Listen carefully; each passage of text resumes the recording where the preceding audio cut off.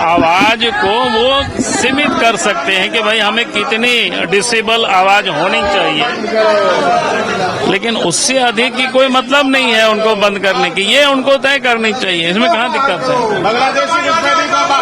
देखिए, इस वक्त आप सुन रहे थे नेता प्रतिपक्ष बाबूलाल मरांडी को, जिनका स्पष्ट तौर पर यही कहना है कि जब सुबह अजान होता है तो सभी की नींदें जो है वो हराम होती है। तो ऐसे में रामनवमी में डीजे बजाने पर जो रोक लगाई गई है उस रोक को हटाए और यहाँ पर डीजे बजाने पर अनुमति जो है वो दी जाए। फिलहाल आप ये तस्वीर देख सकते हैं कि आज सभी जो विपक्ष के विधायक है वो यहाँ पर हंगामा करते हुए नजर आ रहे हैं। हम पहले आपको सुनाते हैं कि आखिर क्या नारेबाजी जो है वो की जा रही है।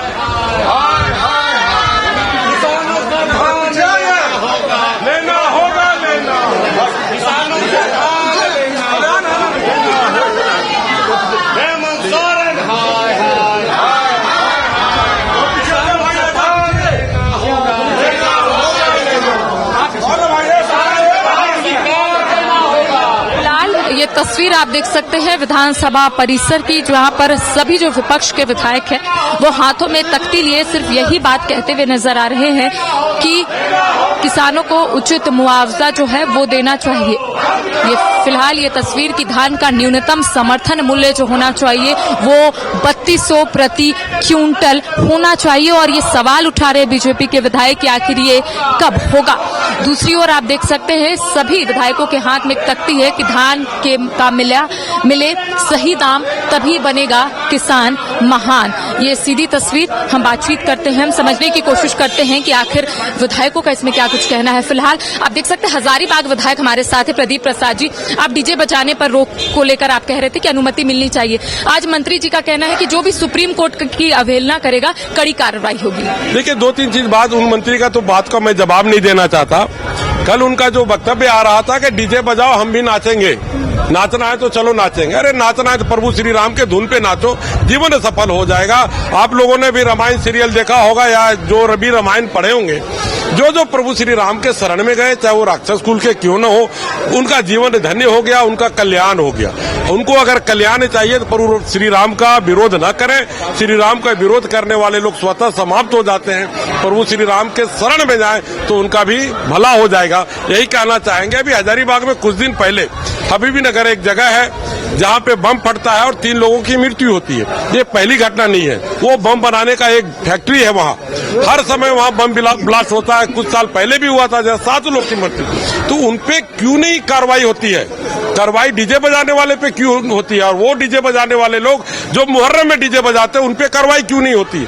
जो सहरूल में डीजे बजाते हैं उनपे कार्रवाई क्यों नहीं होती? सिर्फ शरणार्थियों के साथ ही भेदभाव क्यों? अच्छा, बम फूटना ज्यादा बड़ा गुनाह है या डीजे बजाना ज्यादा बड़ा गुनाह है? जरा ये मंत्री जी से पूछिए। अच्छा, उदाहरण आज उनका स्वागत है, उनका जीवन धन्य हो जाएगा। उन्हें बोले अगर राम धुन यहाँ बजता है और जिस तरह से राम भक्त रहते हैं, उनका कुछ भी एक जरा सा भी गुण आ जाएगा तो उनका जीवन सफल हो जाएगा। उनके दिमाग में जो उलूल जुलूल बातें चलती है वो बातें समाप्त हो जाएगी, स्वतः वो अपना के देखे। मेरा पूर्ण विश्वास है जो जो भी सनातन धर्म और प्रभु श्री राम के शरण में आया है उनका कल्याण हुआ है, उनको मुक्ति मिली है। उन्होंने एक उदाहरण दिया है कि जामताड़ा में एक व्यक्ति की मौत हो गई थी डीजे बजाने को लेकर, ऐसे में नहीं बजाने। मुहर्रम के समय कहाँ मुंह में ये था, मुंह में क्यों ताला लगा हुआ था? मुहर्रम के समय क्या नहीं सार्वजनिक डीजे बज रहा था, उसको क्यों नहीं बोले कि एक व्यक्ति की मौत हो गई, इसको रुकना चाहिए? सहरूल के समय क्यों नहीं बोले? पूरे रांची शहर में राजधानी में बज रहा था, किसी को रोकने की हिम्मत क्यों नहीं हुई?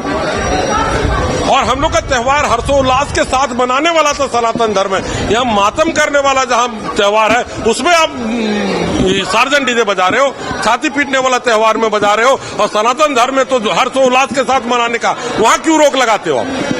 और 72 घंटे तक राम भक्त हजारीबाग में रहते थे, रहते हैं और रहेंगे। क्यों को रुकाएंगे? हम उनका स्वागत करेंगे। हजारीबाग आए, कुछ भी राम भक्तों के संपर्क में रहे, कुछ सीखे, उनका जीवन धन्य होगा।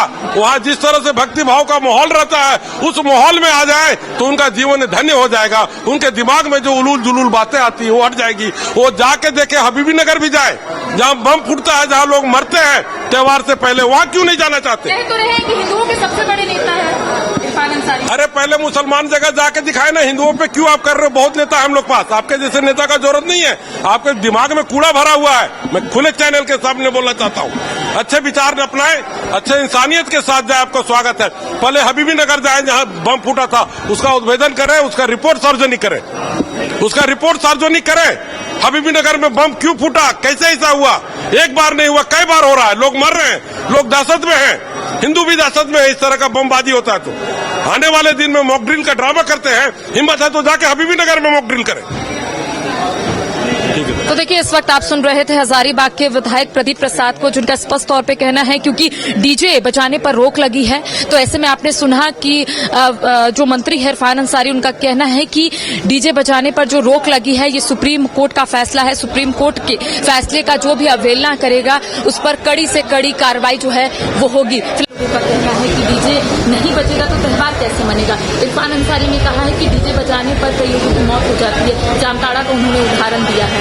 उनका कहना है कि डीजे नहीं बजेगा। इरफान अंसारी जी से मैं पूछना चाहता हूँ, मुहर्रम में डीजे बजेगा तो सब कुछ ठीक है, लेकिन अगर हिंदू त्योहारों में डीजे बजेगा तो सब कुछ गड़बड़ है।